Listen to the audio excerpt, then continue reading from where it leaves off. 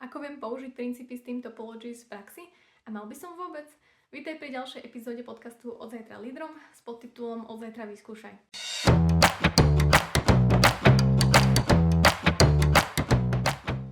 Je tvoj tím schopný dodávať ucelený produkt pravidelne, sám, alebo sa každý deň či každý týždeň potrebuje koordinovať s inými tímami? Je to skutočne nevyhnutné, alebo to len vyplynulo z nejakej lenivosti či nezáujmu medzi tímami a manažmentom jasne si zadefinovať ownership? Dnes od teba chcem dve veci. Prvá. Prosím ťa, počúvaj a pýtaj sa týmu, ktoré úlohy musia koordinovať s inými tímami tak, že sú od nich závislí. Robia len časť funkcionality, napríklad frontend, a zvyšok backend robí nejaký iný tím? Alebo vyvíjajú funkcionality zatiaľ, čo iný tím vyvíja podobné alebo s rovnakým účelom, pretože aj oni majú len nejakú čiastočnú zodpovednosť za daný produkt.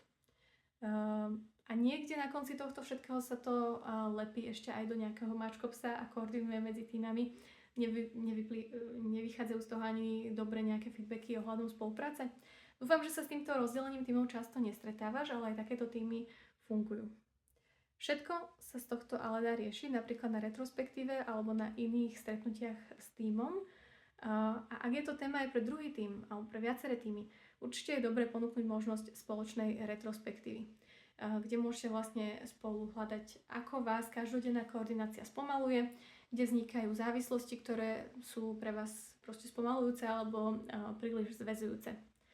Všímam si, že product manažéri, ale aj manažéri celkovo, agile coachi, scrum mastery, členovia týmu niekedy nechcú alebo skôr nevedia, ako túto tému riešiť a radšej sa sústredia na to, aby si správne vymedzili, čo bola naša zodpovednosť a čo bola vaša zodpovednosť alebo ich zodpovednosť tej druhej strany.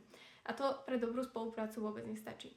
Neprispieva to ani rýchlemu flow, ani dobrej spolupráci medzi týmami, ktorú občas jednoducho potrebujeme alebo budeme potrebovať.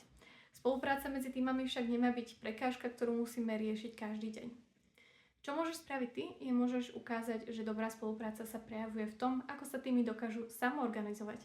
Na to však potrebujú mať priestor, kde tieto problémy môžu pomenovať a kde môžu spolu hľadať riešenie.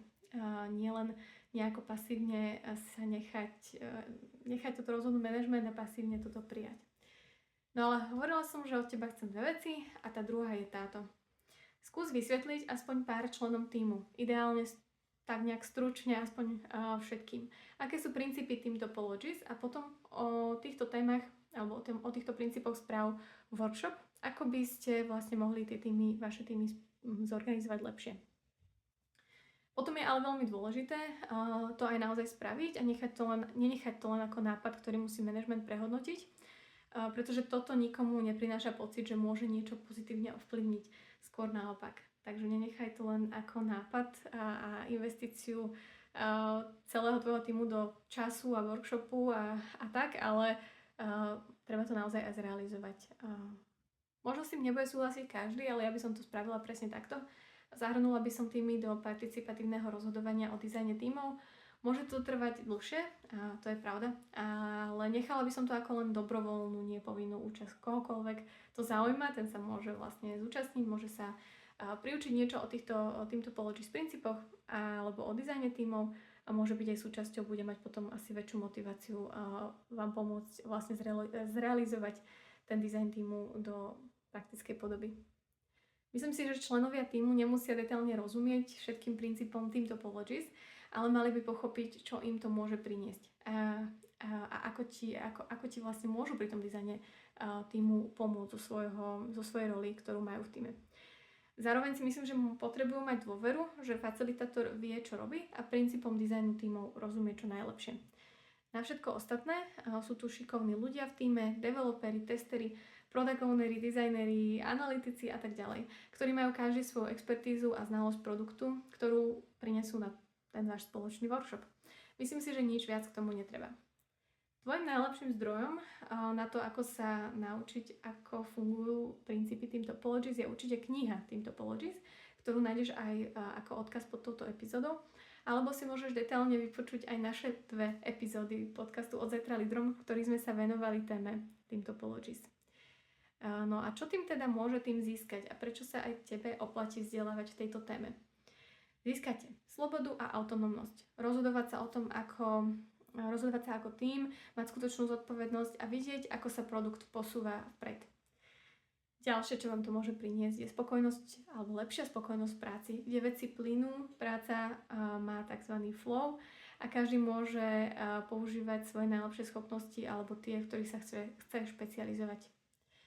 A tretie, môže vám to priniesť lepšiu spoluprácu medzi týmami.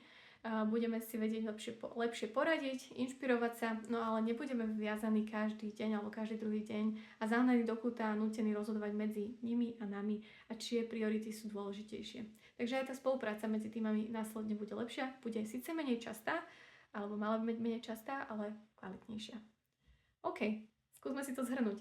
Pomôž týmom nájsť a otvorene prediskutovať, kde vznikajú závislosti medzi nimi. Pozvie ich do riešenia a buď im kvalitným facilitátorom, ktorý im pomôže návrh dizajnu týmu aj reálne zrealizovať. Ďakujem, že si vypočul našu mini epizódu Od zajtra vyskúšaj a počujeme sa pri ďalšej.